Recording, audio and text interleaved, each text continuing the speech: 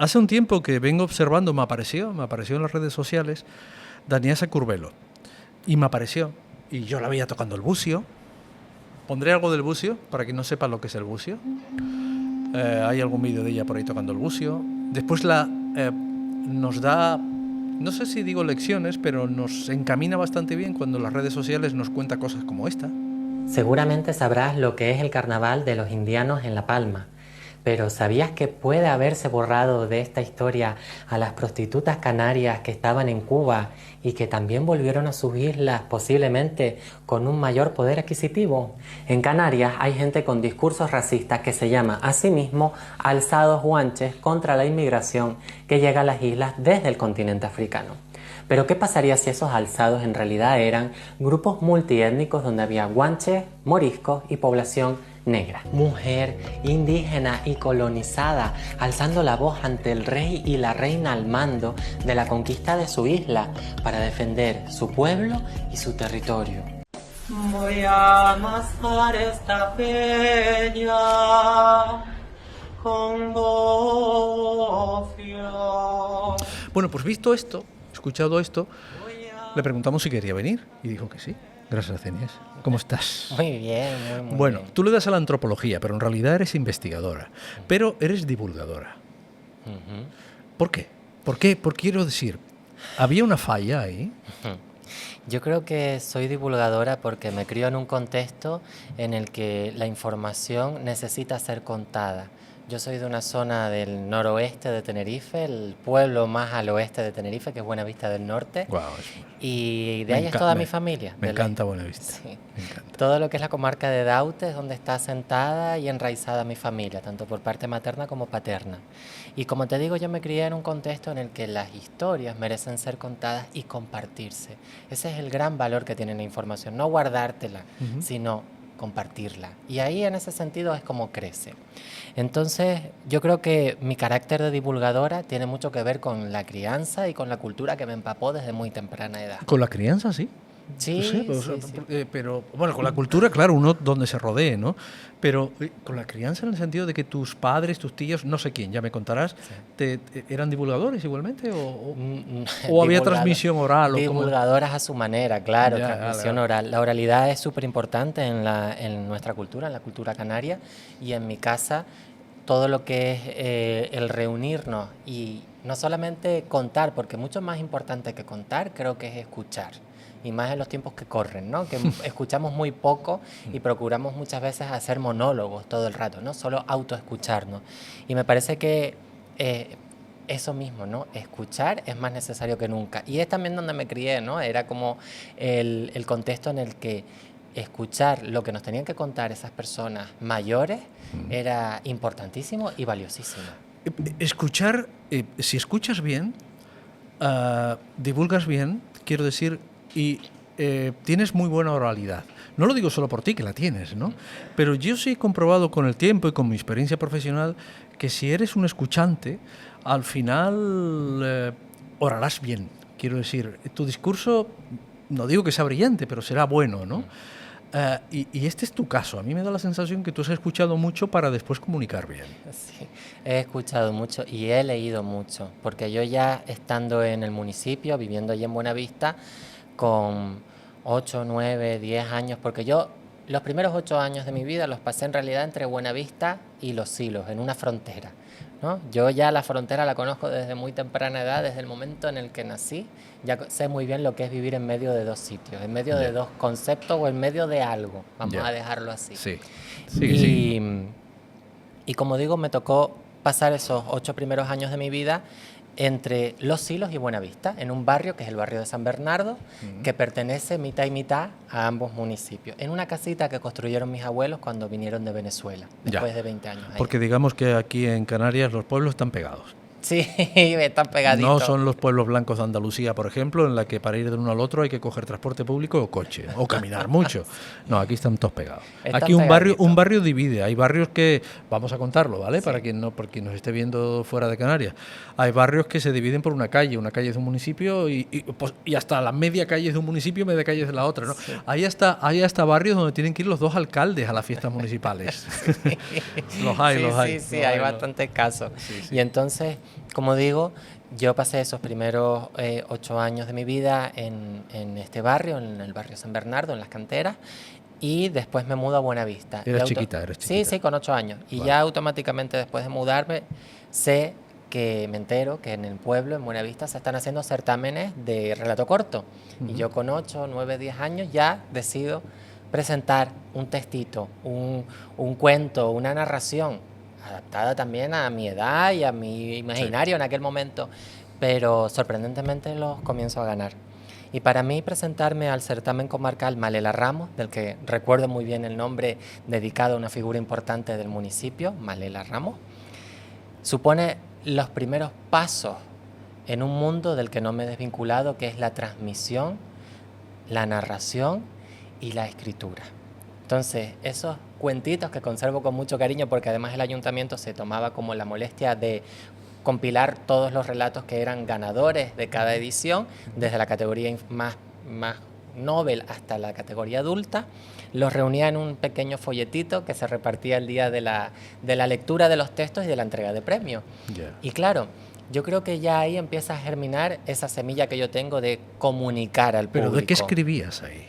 ¿Te acuerdas? Escribía de cuentos que yo me imaginaba. Vale. Cosas fantásticas, ¿no? Ya. Ficción. Ya. Pero ahí también había... Pero estaba ahí, ¿no? Que estabas mamándolo en algún lado, ¿no? Sí. Y leía muchísimo. Yo siempre fui muy lectora. Nunca pedí ni muñecas ni balones de fútbol. Lo mío eran enciclopedias. ¿Ah, sí? Y puzzles. ¿Ah, sí? O sea, yo desde muy pequeña he sido muy aburrida. Ya. Pero mira, ¿de dónde...?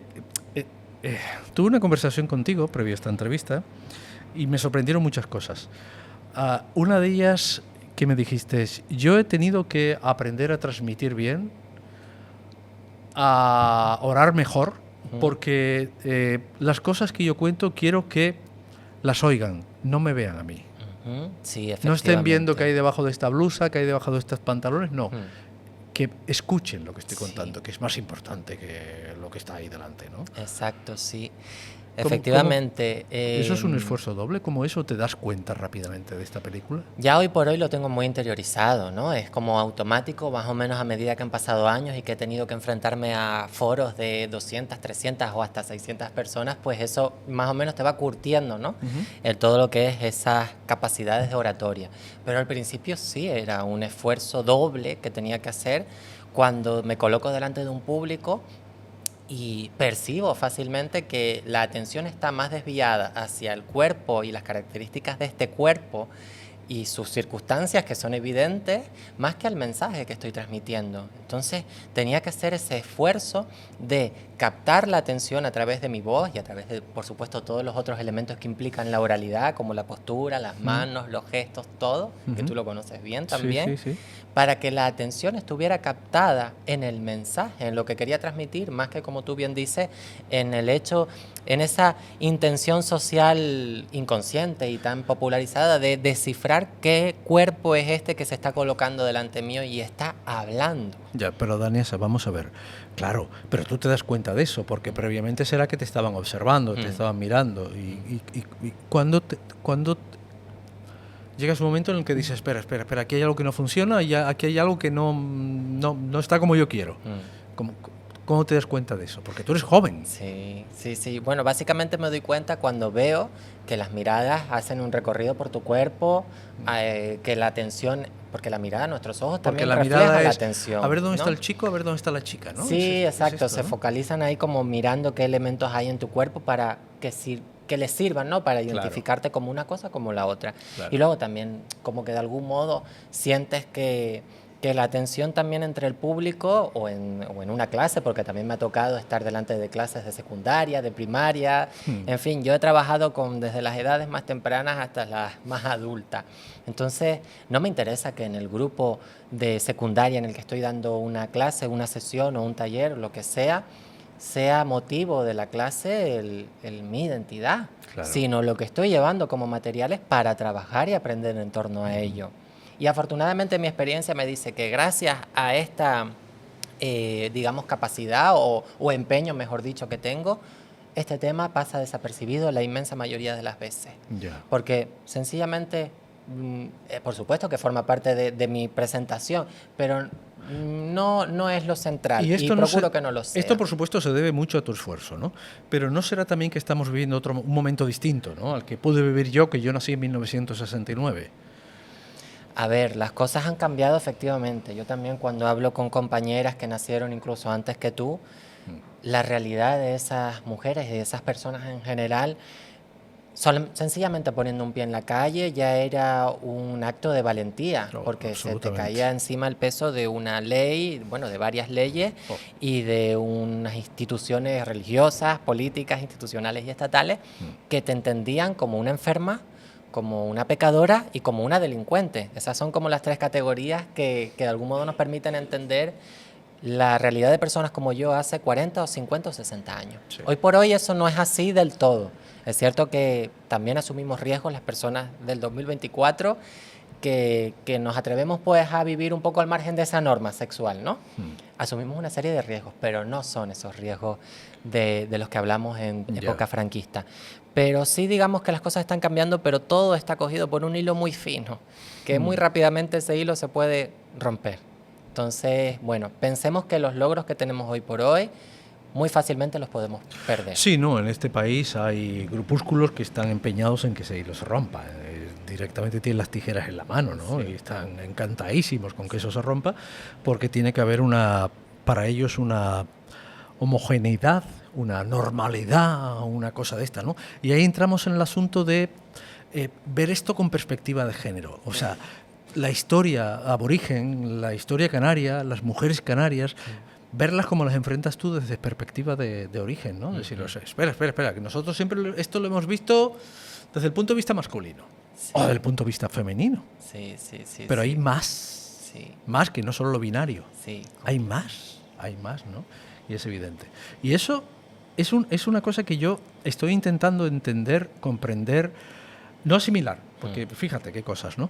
Pero digo, ¿y cómo lo hace desde esa perspectiva de género? O sea, buscando a gente que no era precisamente binaria en la historia de las Islas Canarias o transmitiéndolo de esta forma.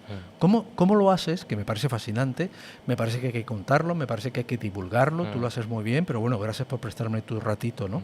Para que lo sepa la gente que nos ve. ¿Cómo lo haces? ¿Cómo lo enfocas, tía?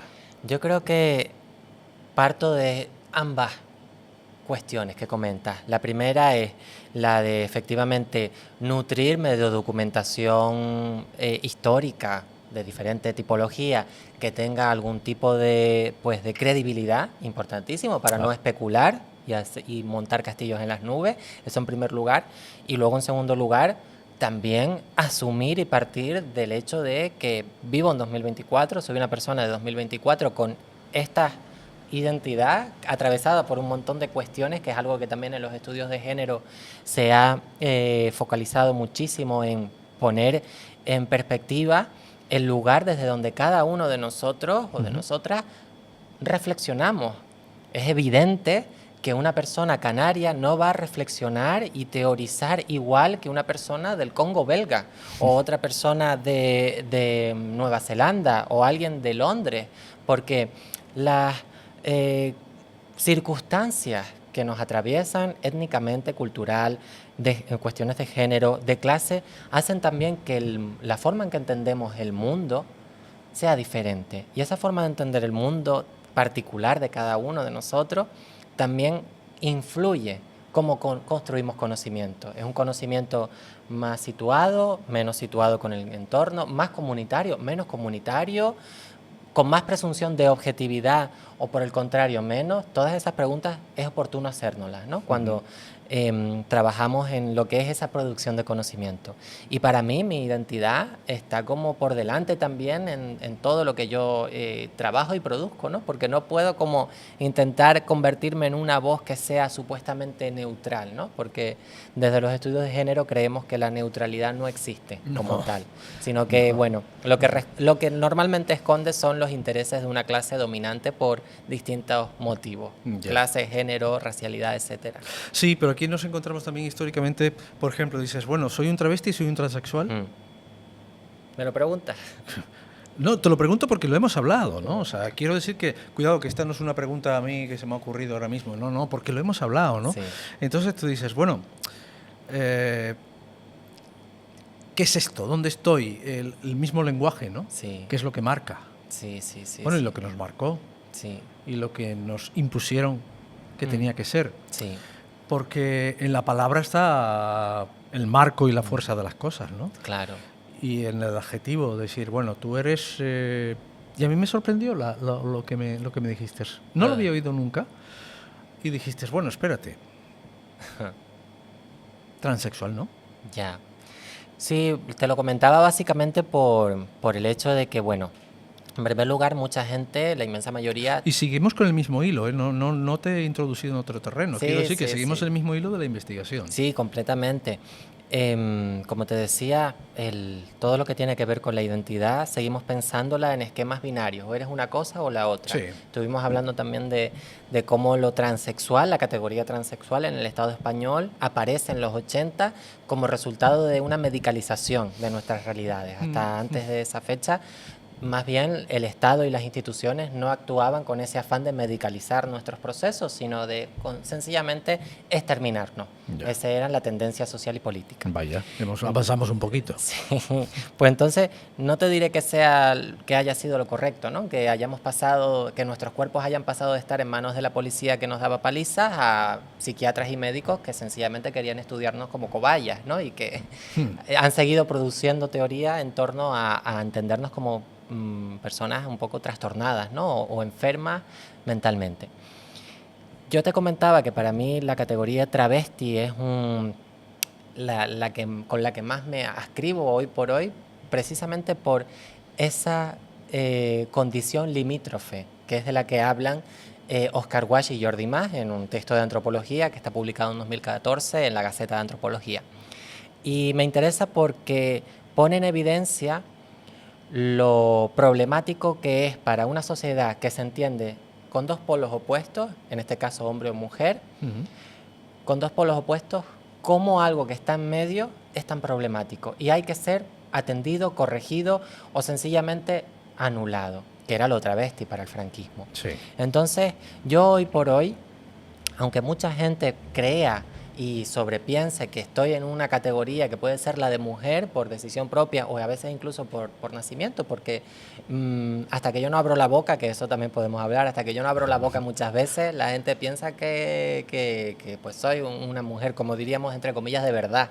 Y luego resulta que no, que soy como una ficción.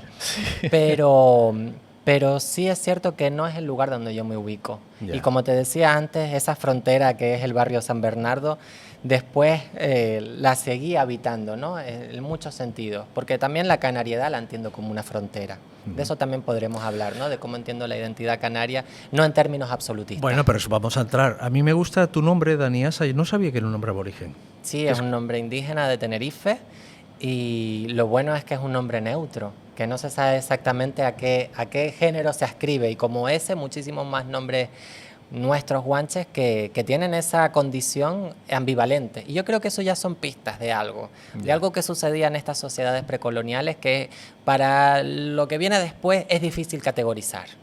Tú has escrito el libro con otros colaboradores, ¿no? Y colaboradoras. ¿Este libro de acá? No, este es tuyo. Este es mío, sí. Este es Híbridas, Impostoras, Intrusas. Sí. Lo voy a poner aquí. Ay, gracias, muchas gracias. ¿Sí? Pues ese... Pero claro, ¿qué me has hecho una faena? ¿Qué? Porque me traes un libro. ¿Sabes que yo no entrevisto a nadie si no leo el libro? Pero no estamos hablando de tu libro. No, yo lo traje por decorar. Entonces, vale, pues mira, queda muy bonito.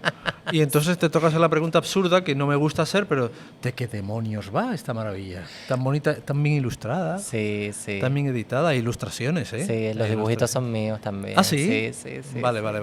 Bueno, búsquenlo, no le vamos a hacer, no vamos a destriparlo. Es que no he tenido tiempo de leerlo. Empezamos la entrevista y me lo pusiste sobre la mesa. Sí, fue un atraco que te hice, básicamente. Vale, pues ya está, venga, leído. Bueno, es de la Bellaterra Ediciones. Sí, una Edicions. ¿Es catalana? Catalana, sí, es una editorial catalana. Ah, qué bueno. Sí, se publicó en 2023 y bueno, básicamente es la tesina con la que terminé el máster de estudios de género. Oh. Sí, y bueno, como yo nunca he sido de la opinión de que todo lo que haga en la universidad se quede en el repositorio de la universidad, se quede en esa gaveta que solo, pues lamentablemente es así, ¿no? La consumen y la leen muy pocas personas. Sí. De ahí de nuevo conecto con esto que comentaba antes de que la divulgación es fundamental en mi trabajo y el compartir. Pues teniendo en cuenta que además en trabajo en su momento se llevó la máxima calificación, dije, pues esto tiene que ser compartido como mínimo. Y si se hubiera llevado otra calificación, lo hubiera hecho también, ¿no? Porque una tampoco hace las cosas esperando ser reconocida académicamente. Una las hace porque cree en lo que está haciendo. Sí. Y luego ya, si la academia te valida o no, eso ya no es asunto tuyo. Y desde luego que voces como la mía o trabajos como estos, que no son académicamente tan ortodoxos, pues fue tirar una moneda al aire. Entonces cayó del lado que me benefició, desde luego. Pero básicamente Híbridas, Impostoras, Intrusas aborda algo de lo que ya estábamos hablando, ¿no? De lo que hemos estado hablando todo este tiempo, que es cómo las identidades trans, como la mía o las travestis, son entendidas, representadas y conceptualizadas en nuestra sociedad. Y cómo esas tres categorías, la de la híbrida, la impostora y la intrusa, nos atraviesan constantemente y estamos todo el rato como viviendo en ese panorama en donde podemos ser percibidas como una, como dos o como las tres formas a la vez. Esto, bueno, ahí estoy partiendo de casos además que forman parte de mis vivencias. Recuerdo, para mí un caso muy significativo que aparece es cuando yo era pequeña y veía el Diario de Patricia. ¿Recuerdas aquel programa de Antena 3? Desde luego. Pues en el Diario de Patricia, que era un programa para quien no se acuerde de él, o a lo mejor generaciones más jóvenes de pronto que están escuchándonos, era un programa como de historias anónimas. De historias anónimas, de historias populares, personas que acudían para contar algo a ese programa delante del público, del plató y de toda la audiencia estatal o internacional. Sí. Esas historias tenían que ver con cuestiones amorosas, familiares, personales, de salud, historias de superación. Pues el Diario de Patricia, en algunas ocasiones, hacía como el monotema, ¿no?, de su programa en esa ocasión, y era como revelación de secretos, ¿no? Te voy a contar algo que nunca te dije. Eso a lo mejor eran los titulares, el cabecero. Sí. Y no faltaba la ocasión en la que era invitada alguna mujer trans para que revelase a su pretendiente, a su medio querido, a su novio, al chico que estaba conociendo, que le contase delante de la audiencia y del plató que era una mujer trans. Sí.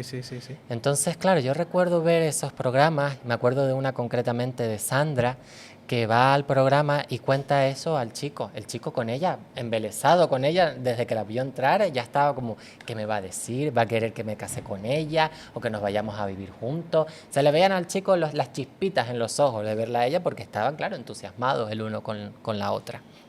Y cuando ella, claro, le dice, mira, te tengo que confesar algo, además en estos términos, confesar, secreto, mentira, así es como el tratamiento mediático, ¿no?, de este tema. Cuando se lo cuenta, pues su reacción es la del rechazo más absoluto, acompañado, por supuesto, de las risas de todo el público, porque en estos momentos, hablamos de mediados de los 2000, todo lo que tenía que ver con la posibilidad de ser una persona trans, concretamente una mujer trans, y ser amada socialmente y públicamente, era algo inverosímil. O sea, no merecía ser amada. No. Y a día de hoy todavía hay algo de ese imaginario del que no merecemos amor, que está muy presente. Sí, bueno, y además históricamente ibas pa' puta. Sí, no había otra alternativa, ¿no? O a la esquina o a cortar el pelo en una peluquería. Sí, yo casarme contigo, no. Tener un noviazgo contigo, no. Tener una relación marital, lo que es una relación contigo, no. Pero follar, sí. Claro, a escondidas. Hombre, claro. Claro. Y que nadie se entere que me estoy acostando con un travesti. ¿No? Efectivamente. Claro. Pues de ahí tiene mucho que ver el hecho de ser percibida socialmente como una híbrida, como una impostora, como una intrusa y concretamente como esa impostora, ¿no? Esa capacidad de engaño que tenemos, como las sirenas también, que es un elemento mitológico que está muy presente en el libro, que además también combina esa hibridez entre cuerpos. Al final la sirena lo que hace es engañar al marinero. Y esa capacidad es la que la hace peligrosa, la que la hace un monstruo, un bicho, del que hay que huir. Sí, eres un híbrido, efectivamente. ¿No? No eres una cosa en la otra, creo que seas una, no puede ser las dos, ¿no? Una, ¿no? Mira, y ahora hablemos de la historia, de lo que te apasiona, de los aborígenes. Tienes un nombre que es aborigen, que no sabemos si pertenecían al género femenino o al género masculino, con lo cual está elegidísimo, muy bien, ¿no? Pero hablemos de eso, ¿no? De cuando te veo tocando tocando el bucio, de cuando te veo recitando, de cuando te veo cantando, que también estás ahora metido en el tema de la música. Sí, sí, bueno, todo lo que tiene que ver con la cultura popular canaria forma parte también de mi historia más temprana. Pero eso también es un golpe, en el sentido de decir, bueno, esta chica va a cantar Sí, y cantará como una chica. sí, Pero tu voz no está hecha ahora mismo no como la voz de una chica. para nada. También es cierto que todo lo que son las categorías, y yo que sigo aprendiendo de la mano, no solamente de Israel Palmero de la Rosa, que es el director de mi agrupación, sino de otras compañeras con las que estoy aprendiendo que trabajan profesionalmente en el mundo de la ópera y en el canto lírico. Toma O sea, ya. son gente que sabe de lo que O habla. sea, tienes buena maestra. Sí, Vale. tengo buena maestra, muy buena maestra. Luego te cuento quién es. Vale. Y esta profesional me dice que las voces es un sinsentido categorizarlas por género. Existen voces en general que han sido categorizadas, sí es cierto, como bajo, barítono y tenor, contralto, mezzo y soprano. Pero que esas categorías estén adscritas a un género o a una genitalidad es un absurdo, porque hay voces, hay cuerpos, vamos a decirlo así, cuerpos que tienen un pene entre las piernas que son capaces de cantar como soprano, que es como se conoce como sopranista, ¿no? Ya. Que eso también es otro tema, ¿no? Como mientras hay mujeres que son capaces de cantar como tenor, con la tesitura de un tenor, ahí es tenor, pero en cambio si un hombre puede cantar con la tesitura de la soprano, entonces hay que inventar una nueva categoría como contratenor o sopranista, porque no puede compartir el mismo término que lo hace con las mujeres, con las compañeras, Sí. por una visión sencillamente machista. Sí. Que sí. sucede también, pasó lo mismo con el concepto chef. Ellos no se podían llamar cocineros. Cuando el hombre accede a un ámbito laboral y profesional como es el mundo de la cocina, necesitan inventar una categoría, porque cocineras son las doñas y las amas de casa y todas estas mujeres que les corresponde cocinar. Del mismo modo que sastre.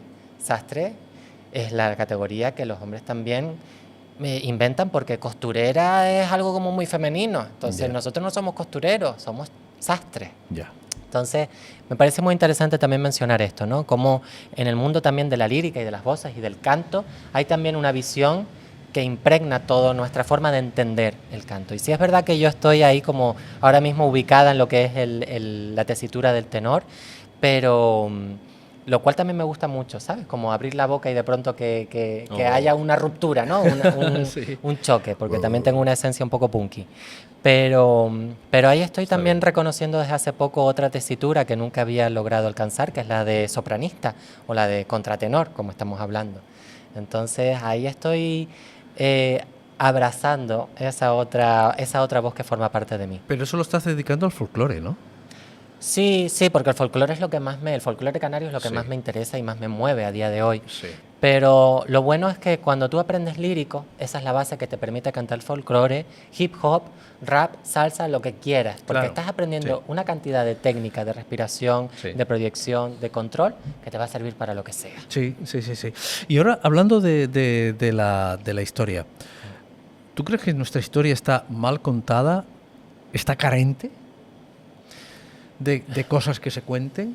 No, desde el punto de vista de género, desde luego, porque desde el punto de vista de las mujeres, ya te digo, ¿no? Nos hemos quedado, no sé, resentido. Parece que no ha habido mujeres héroes o mujeres importantes más allá del 19, posiblemente. Sí, es cierto que más parece... para atrás del 19, quiero decir. Es cierto que yo siempre digo que parece que la historia de las mujeres canarias comienza con Mercedes Pinto, a comienzos del siglo XX. Que está bien. Pero... Sí, está muy bien, pero antes de ella hubo otras muchísimas mujeres canarias que fueron relevantes en la historia y en procesos históricos determinantes en la historia del archipiélago. Cuando rascas un poquito, no solo desde el punto de vista de género, sino cuando rascas un poquito en la historia y no tienes la conversación de bar y no tienes la conversación básica de la historia canaria, ¿no? Es flipante, tú. Y no lo digo yo, lo dice la gente que nos visita, ¿no? Dice, joder, pero qué pedazo de... Bueno, claro, si tiramos para atrás los aborígenes, que no son de 500 años, son de miles, ¿no? De años, pues te puedes imaginar, en este mismo podcast ha estado una genetista hablando precisamente de eso, ¿no? Y todos con la boca abierta, Rosa Fregel, ¿no? Pero empecemos por lo que íbamos hablando. No nos podemos quedar en Mercedes Pinto. Antes de Mercedes Pinto hubo héroes para la época, por ser sí, mujeres, sí, ¿no? Sí, totalmente. Me viene a la cabeza, sin ir más lejos, Francisca de Gasmira, ¿no? Una figura que estaba hasta hace pocos años desconocidísima. Isla de La Palma, ¿no? Sí, ella era beneaurita, era una indígena beneaurita de La Palma y fue fundamental no solamente en el proceso de colonización como intérprete, que es una figura que a mí me interesa muchísimo y de esto conecta de nuevo con esos binarismos con los que se entiende también la historia canaria, ¿no? Era intérprete. Era intérprete porque ella manejaba la lengua castellana como la lengua indígena. Ajá. Entonces ella, Francisca de Gasmira, estuvo presente en todo lo que era los diálogos y los acuerdos que se hacían entre conquistadores y población indígena. ¿Pero era aborigen? Sí, era indígena de La Palma, beneaurita. Bien.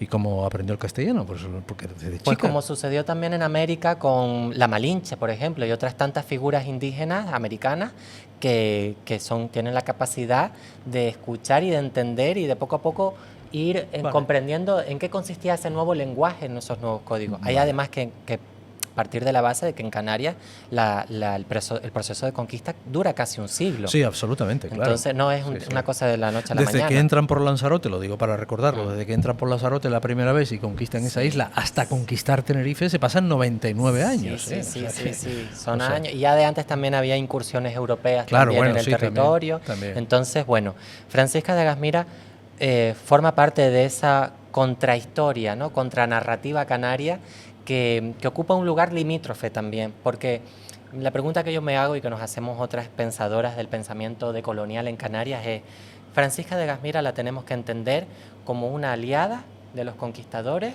o como una defensora de sus iguales? Porque ella también se presentó ante los reyes católicos a finales del siglo XV para exigir la libertad, la liberación de sus iguales, del resto de indígenas que habían sido esclavizados por los colonos y que estaban ya en mercados europeos como Andalucía o Valencia. O sea, llega hasta la península. Sí, ella llega hasta allá y se presenta. Esto hay documentos que dan fe de ellos, documentos históricos que dan fe de la presencia de Gasmira y de la exigencia de Francisca de Gasmira ante los reyes católicos para la liberación de esclavos guanches. O sea, tú me estás contando, todo lo que me estás contando está datado. Sí, está datado. No es una historia. No, yo te lo estoy preguntando porque debo preguntándolo. Hay fuentes. Porque hay gente que ahora mismo se debe estar enterando de esto, ¿no? Sí, o sea, seguramente. Yo sé poquito de Gasmira, he visto algo, he visto alguna ficción de televisión, pero bueno, es una ficción de televisión y ya sabemos lo que son los guiones, ¿no?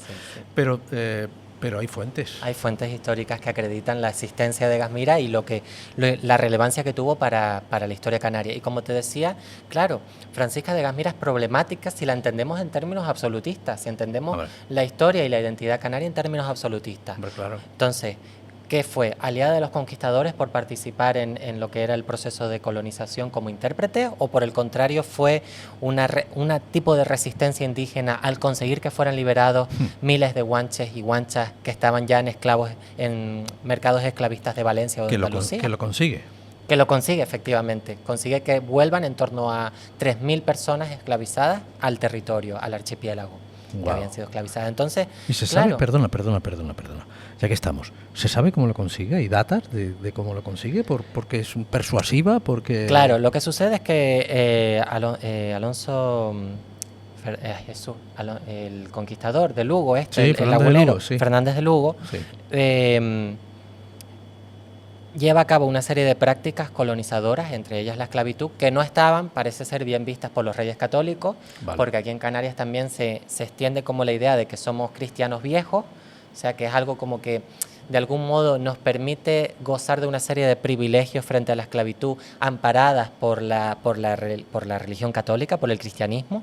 Entonces, muchos guanches, mucha población indígena es percibida, documentada y forma parte de la nueva sociedad colonial como cristianos viejos, lo cual les da un estatus diferente al de otras poblaciones del continente africano, como es la población negra o morisca, que tiene como, ya no pueden ascribirse a esa categoría de cristiano viejo.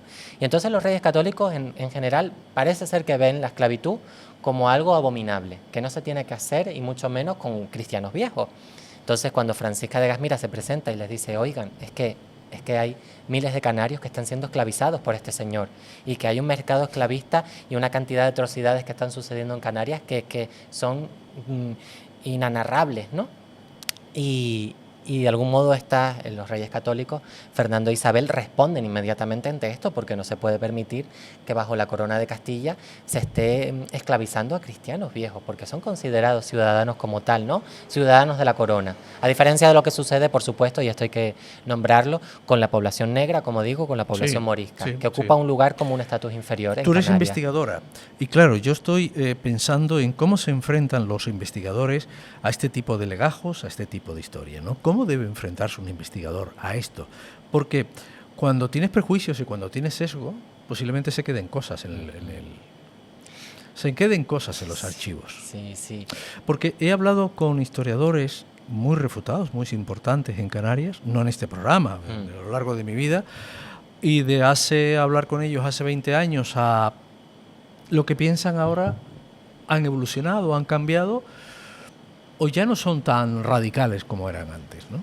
Puede ser. Yo, como te digo, lo que Hombre, he visto, eso es parte de la evolución, querida. yo creo que sí. Quiero decir, uno va aprendiendo y si se somete al criterio de los otros y a la investigación de los otros y te das cuenta que tú estás equivocado, como mínimo cambiar un poco, ¿no? Sí. Pero cuando tú te enfrentas a eso, tu cabeza tiene que estar abierta, ¿no? Claro. Es como mínimo lo de un periodista honesto. Sí. Cabeza abierta y yo cuento lo que sé o lo que veo. Yo lo que te puedo decir es que ese sesgo en Canarias, en lo que afecta a la historia, la antropología, la etnografía, la investigación humana también en general en Canarias, la investigación más humanista, ha estado determinada por dos sesgos, te diría yo. Venga. Un sesgo que tiene un tinte más colonial, en el sentido de decir sencillamente aquí no existe pervivencia ni resistencia indígena, todo lo que es la población guanche, la población aborigen, fue sencillamente exterminada, y aquí todos solo somos descendientes de los conquistadores, que precisamente Rosa Fregel se encarga de desmantelar esa noción desde los estudios genéticos y científicos. Salvo los Hernández, por lo visto.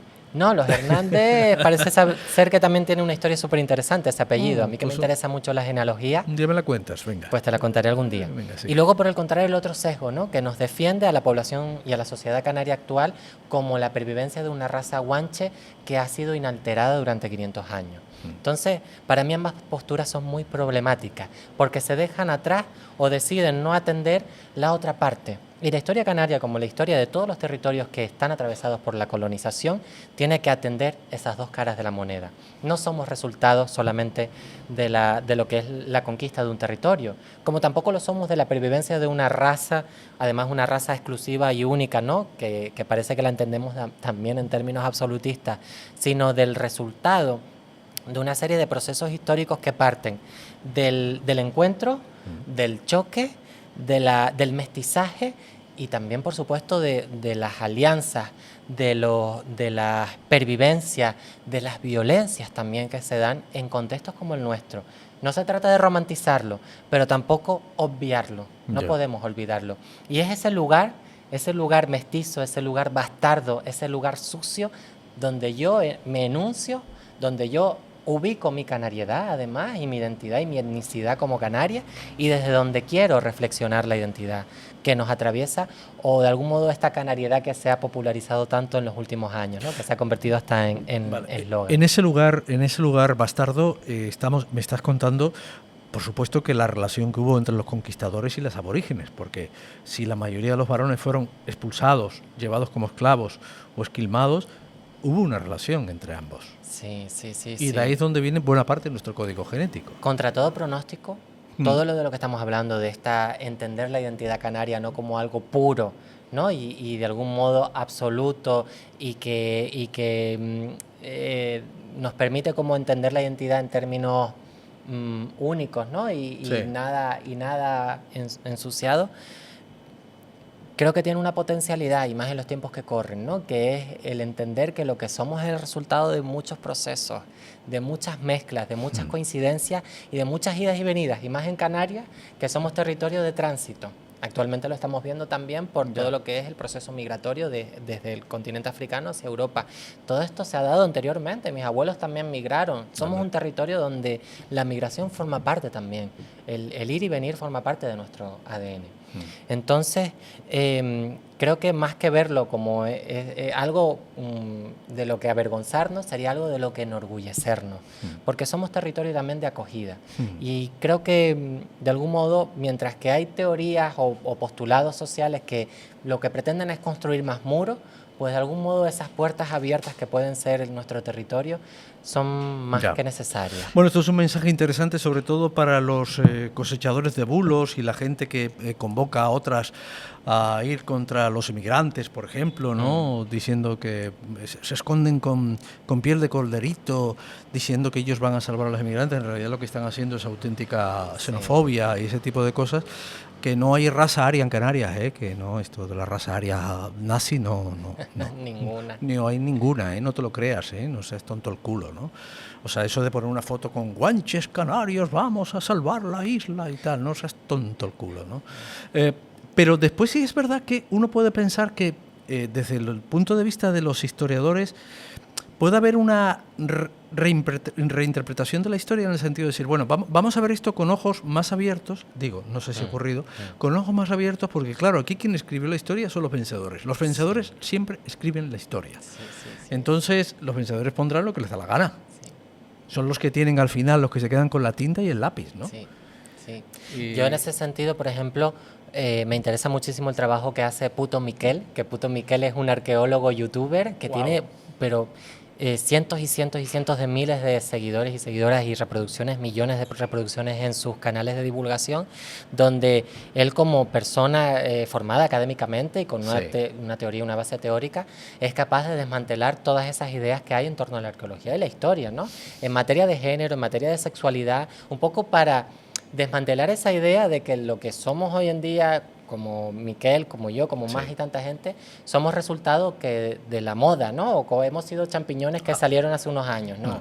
Hay evidencias históricas, arqueológicas y etnográficas que demuestran, en Canarias concretamente, que es lo que a mí me interesa, y en otros muchos territorios del mundo, que indican que había un entendimiento de la sexualidad y del género que no es como usted lo entiende a día de hoy, de esa forma tan rígida y estable, ¿no? Que la mutabilidad y la flexibilidad formaban mucho más parte de esas culturas. ¿Ah, sí? Sí. Bueno, claro, los prejuicios no lo dejaron aquí, pues quien venía con la sotana y con la Biblia y con el crucifijo, ¿no? Claro, además blasfemo y tal. En una época además en la que la Inquisición, la Santa Inquisición, es una maquinaria también de control moral, de control cultural, ¿no? Claro. Entonces esto sucede tanto en Canarias como en el resto de colonias americanas en América. Era necesario cambiar desde cero, desde la raíz más profunda, esas sociedades que resistieron, ¿no?, al proceso de conquista para que se adaptasen también al modelo europeo. Pero bueno, las pervivencias también se han dado, ¿no? Tanto en América, hay sociedades, por ejemplo, en México, en Oaxaca, en el estado de Oaxaca, existe un tercer género que se llaman las muxes, que es un tercer género indígena que pervive a día de hoy, que tiene representación política, un estatus social elevado. Ahora mismo en Netflix hay una serie súper famosa a nivel mundial que se llama El secreto del río, donde hay muchas auténticas haciendo papeles de actrices, hablando de su realidad, como ese tercer género también en un país bastante machista como es México, y donde la violencia en general, pero la violencia a las mujeres y a personas que en este caso no son hombres como ellas, las mujeres, están a la orden del día. Entonces, claro, mi pregunta que me llevo haciendo ya, pues va para 5 años haciéndomela, ¿por qué no podemos también reflexionar acerca del pasado canario en esa clave, ¿no? En una clave que no sea la de pensar que solamente habían hombres y mujeres en Canarias, partiendo además de la idea de que ni siquiera son categorías universales, porque hombre o mujer son términos que se crean en un momento histórico concreto. Antes de eso, el género es otra cosa, y las experiencias también entre los cuerpos responden a otras muchas cuestiones, no solamente a esa idea racional, europea, cristiana, de Adán y Eva, hombre o mujer, blanco o negro. Había dejado esta pregunta para el final porque te he visto muy inquieta, preocupada, hacia dónde van las Islas Canarias. Te he visto muy activa con el asunto de las manifestaciones en contra de la masificación turística, en contra de la sobreconstrucción, este tipo de cosas, ¿no? Y que es fruto de una campaña turística que ha hecho Canarias y que le ha funcionado. O sea, llevamos muchos años haciendo promoción turística en el extranjero, desde los cohetes de Miguel Serolo y desde las vallas aquellas en el Kremlin, ¿no? En la Plaza Roja de Moscú, un montón de ideas en ese entonces que era para atraer el turismo. No sé si de ahí vienen tantos rusos o vienen tantos italianos, pero en realidad no dejamos de participar en todas las ferias turísticas, ¿no? Después llega la irrupción de las redes sociales y hay alguien que le saca la foto a un charco o le saca la foto a la Costa de los Corazones en el Rosario, y aquello no hay quien lo aguante, ¿no? Tú tienes una visión hacia dónde vamos, si no se para, si se para, si esto al final solamente va a ser el movimiento social el que lo pare, si nos va a escuchar alguien o si alguien va a escuchar este asunto, porque después también hay voces interesadas que dicen que lo que hay detrás de todo este asunto es turismofobia, ¿no? Nadie está pegando a los turistas, nadie está le pidiendo a los turistas que se vayan, ¿no? Le está pidiendo a la administración que organice esto de una forma en la que todos podamos vivir, ¿no? Sí. Porque si somos 2 millones no puede ser que soportemos 11 millones, ¿no? Efectivamente. Con lo que eso supone, los recursos, el cambio climático, del que no tenemos ninguna duda en este programa, faltaría más, ¿no? ¿Tú qué imagen tienes? ¿Qué imagen, bueno, Mira, ¿qué proyección tienes? ¿Qué piensas de esto? Sí. Yo antes te hablaba de Canarias como un territorio de acogida, ¿no? Y hablo concretamente de acogida hacia una población que viene de nuestro continente, claro. También como resultado, que esto también hay que decirlo, también como resultado de una serie de políticas económicas que empobrecen esos territorios, como puede ser la costa senegalesa, con la pesca de cargueros españoles. Ya está, ¿no? O con solamente el hecho de que tengamos esta tecnología aquí que se beneficia de esos minerales, ¿no? Hablas con cualquier, les digo para dejarlo claro, hablas con cualquier emigrante que viene en un cayuco, con cualquiera, que haya sido pescador, dices que desde que están los barcos ahí, ya nosotros no podemos pescar. Efectivamente. Pues ya está, ¿no? Ya te lo han dicho claro, ¿no? Entonces, la inmigración va a seguir existiendo, como muy bien comenta mi compañera, amiga y también referente Luela Mindet Mami, que es abogada saharaui. Está invitada. Sí, me alegro que esté invitada. Pues ella muy bien comenta que la inmigración seguirá existiendo mientras suceda el expolio de recursos africanos, ¿no? O sea, no podemos pensar que solo queremos que venga el coltan para tener el móvil de última generación, pero no la persona que ha sacado el coltan de esa minería. Claro. Entonces yo hablo de Canarias como una zona de acogida en este sentido, pero evidentemente somos un territorio limitado, somos unas islas chiquititas, un archipiélago chiquitito, y estamos recibiendo una cantidad de turismo, una cantidad de personas que vienen también de contextos privilegiados, que quieren tener una segunda residencia aquí en Canarias, o que quieren sencillamente lucrarse de una forma especulativa o turística.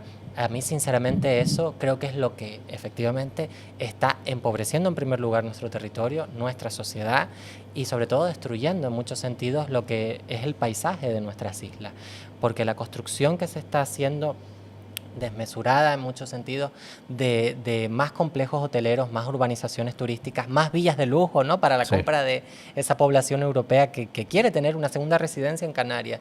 No se corresponde en absoluto, ni en cifras, ni en motivos, ni en intenciones con esa otra acogida que sí creo que debemos atender y empezar a ocuparnos de ella también como parte de esa sociedad, de ese mundo privilegiado por la explotación de recursos de otros territorios.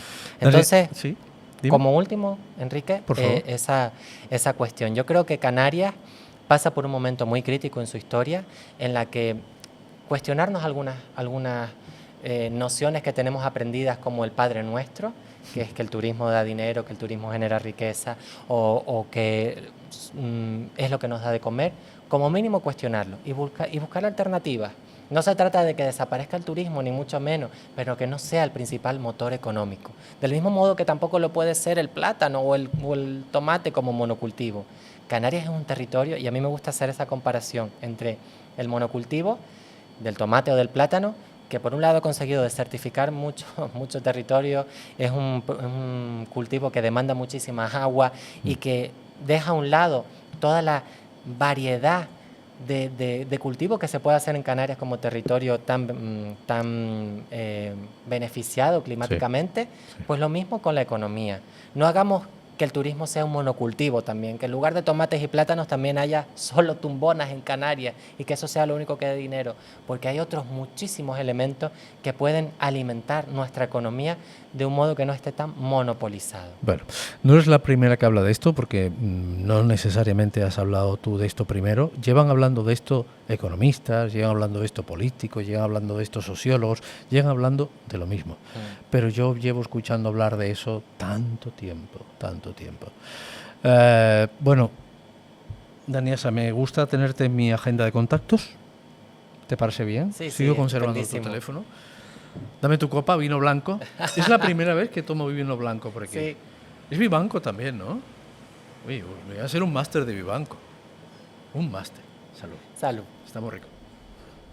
Con gofio de trigo y millo voy a amasar esta peña.